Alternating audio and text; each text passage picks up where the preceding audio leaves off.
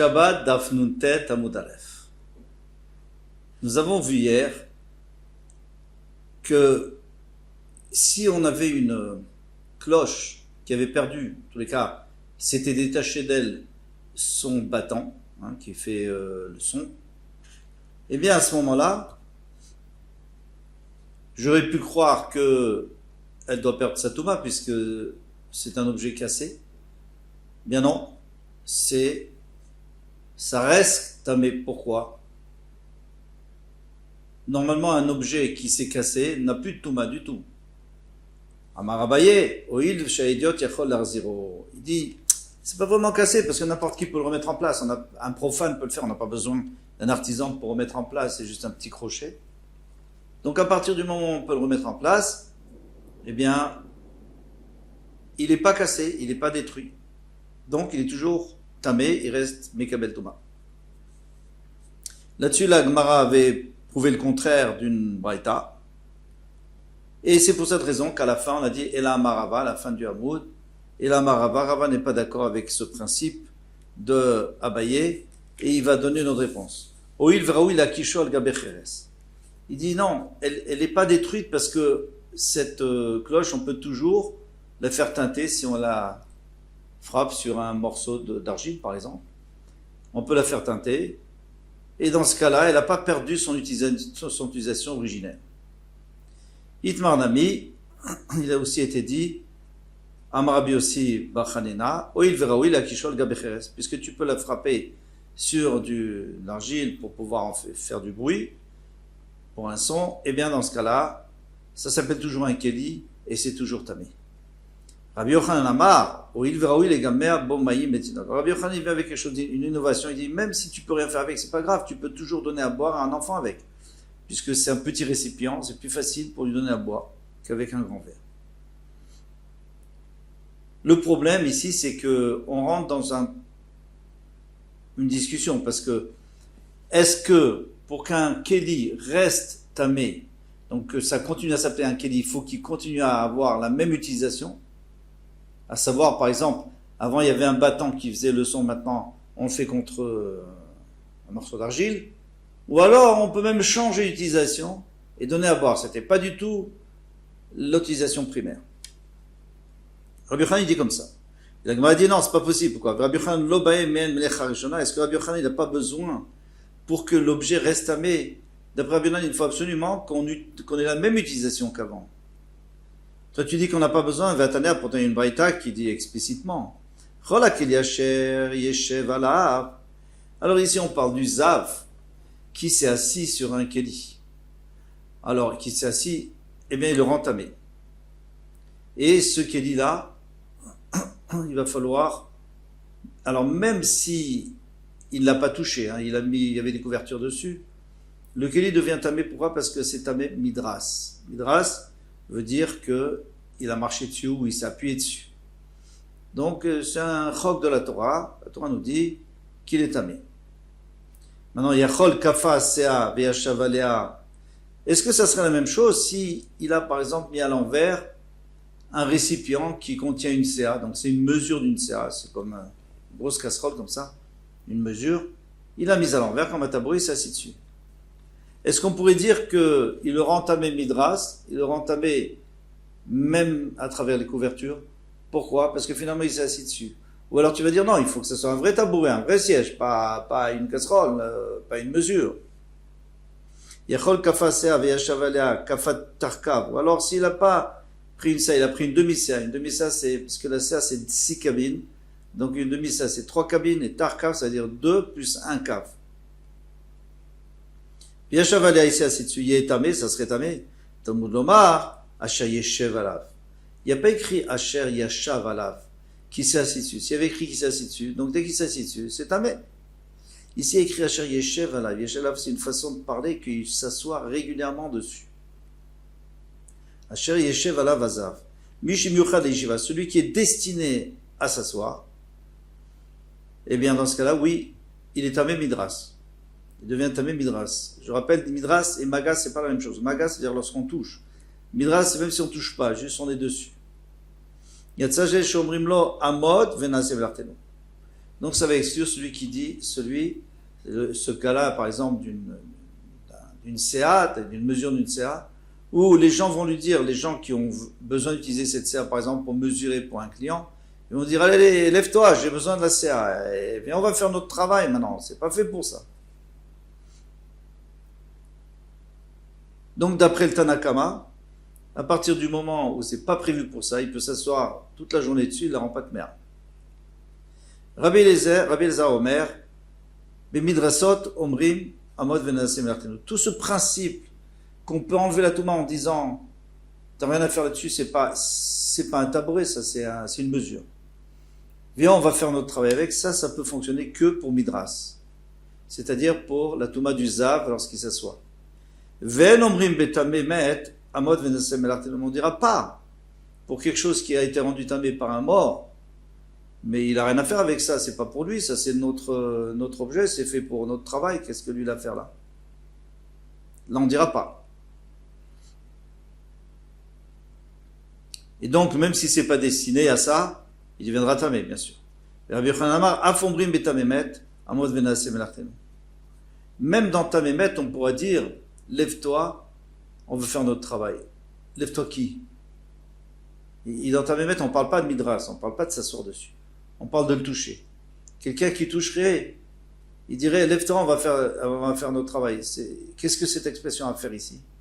Eh bien, elle va nous apprendre que si l'objet est cassé, qu'est-ce qu'on va dire? Lève-toi, on va faire notre travail, tu ne peux pas faire ton travail avec. Donc, même si elle était destinée à une certaine chose, et le tamé a utilisé pour cette chose-là, mais puisque maintenant, elle est cassée, qu'on ne peut plus utiliser pour cette chose-là. Donc, on ne peut pas dire, ah oui, mais on peut faire autre chose. Non. Si on ne peut pas faire le travail originel, c'est pas tamé. Alors, c'est extraordinaire parce que d'ici on voit que la cloche, on ne peut plus faire son travail, d'après Rabbi Yochanan. Rabbi Yochanan va donner de l'eau à un bébé. Eh bien, ça s'appelle un autre travail. Donc, normalement, ça ne devrait pas être tamé. Et lui, Rabbi Yochanan, chez nous, il a dit que c'était tamé. Et ici, il nous dit que c'est pas tamé. Alors, la Gemara répond. Elle dit, Hipor Kamaïta. Donc, il faut inverser une des deux. Il faut dire que Rabbi Yochanan n'a pas dit ça. Alors, ou la première, ou la deuxième. Ou la première, où Rabbi Yochanan disait qu'on peut aussi changer de travail. On peut donner à boire à un enfant. Ou la deuxième, eh bien, on va changer la première. On dira que Rabbi Yochanan, il n'a pas dit qu'on peut donner de l'eau à un enfant. Non, ça c'est pas bon, ça s'appelle plus le même travail. Lui, ce qu'il a dit, c'est ce que Rabbi Yossi Bar Hanina avait dit. Il a dit, puisqu'on peut frapper sur un morceau d'argile. Et Rabbi Yossi Bar Hanina lui dira, parce qu'on peut donner à un enfant à boire. Donc il n'y a plus de stira, il n'y a plus de contradiction entre les braïtot. La Gemara demande au Maï Chazid de Afrat, Kamaïta Ifor Batraïta, pourquoi tu as inversé la première, tu n'as qu'à inverser la deuxième. Si déjà tu veux inverser Rabbi Yochanan, tu peux inverser la deuxième. Et dire que dans la deuxième, Rabbi Yochanan et Rabbi Elazar, on les inverse. Qu'est-ce qu'il avait dit Rabbi Elazar? Il avait dit que dans tout matmet, ça n'existe pas. Dans tout matmet, c'est toujours tamé. Ouais. Comme ici, Rabbi Yochanan aussi disait, si tu peux donner à boire à un enfant, ça reste tamé dans la première. Donc dans la deuxième, on n'a qu'à dire la même chose que ce qu'a dit Rabbi Elazar, non, c'était Rabbi Yochanan qui l'avait dit. Que tout le principe d'avoir la même utilisation qui était avant, l'utilisation originelle, c'est seulement dans Midras. Et, ça c'est Rabbi Elazar. Et dans Tamémet, tu peux faire une autre utilisation. Tu as qu'à dire que c'est Rabbi Yochanan qui a dit ça. Et donc même s'il s'est cassé et qu'on ne peut plus avoir la première utilisation, mais on peut en faire une autre, eh bien, pourquoi pas? Ça garde la Touma. Alors il dit non, tu ne peux pas inverser la deuxième, c'est la première que tu dois inverser. Pourquoi? Parce qu'on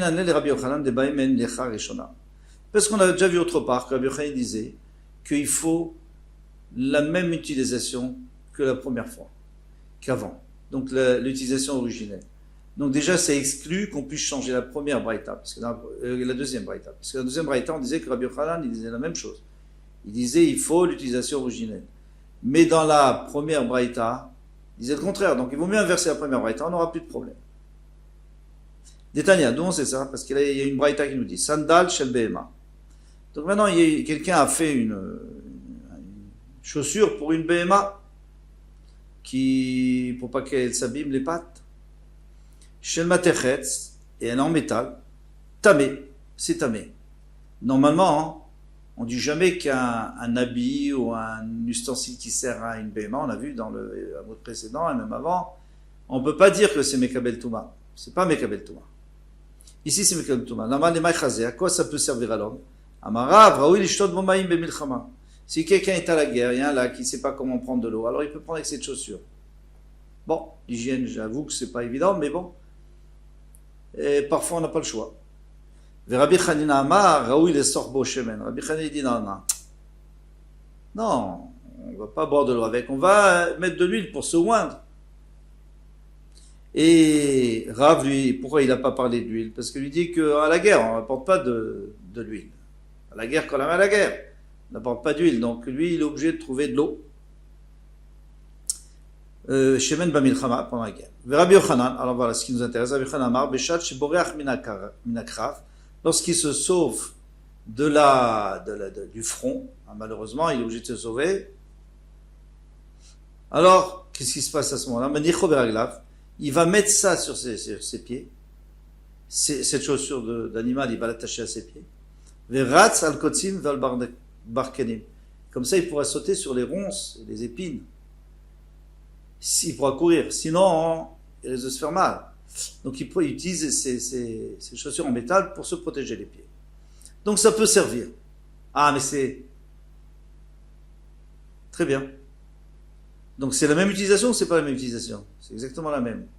Donc, on voit très bien que Rabbi Yochanan, il n'est pas d'accord avec ce qu'on disait, avec ce que les autres ont dit. Les autres ont dit non, c'est vrai que là c'est pour faire une paire de chaussures pour la BMA, pour la protéger, maintenant j'ai envie de boire dedans, ou me oindre. Tandis que d'après Rabbi Yochanan, ça fonctionne pas tout ça, il faut que toi tu puisses utiliser la même utilisation. Ça c'était pour la bête, maintenant c'est pour l'homme, mais comme c'est pour l'homme, alors c'est Mekabel Touma, parce qu'on sait qu'un objet qui sert à l'homme, ou une chaussure, ou un habit pour l'homme, c'est Mekabel Touma. Maintenant la Gemara demande, Maï ben Rav de Rabbi Chanina. Qu'est-ce que ça peut faire si tu me dis que c'est pour boire de l'eau ou si tu me dis que c'est pour se oindre et ça change à quoi? Et voilà, ça peut servir pour ça ou pour ça.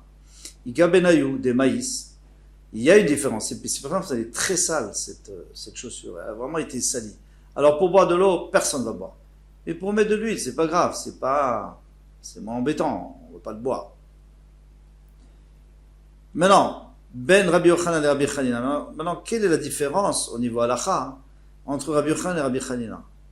On avait déjà dit les svarot, on connaît que Rabbi Yochanan lui pense qu'il faut la même utilisation et que Rabbi Chanina pense qu'on peut une autre utilisation.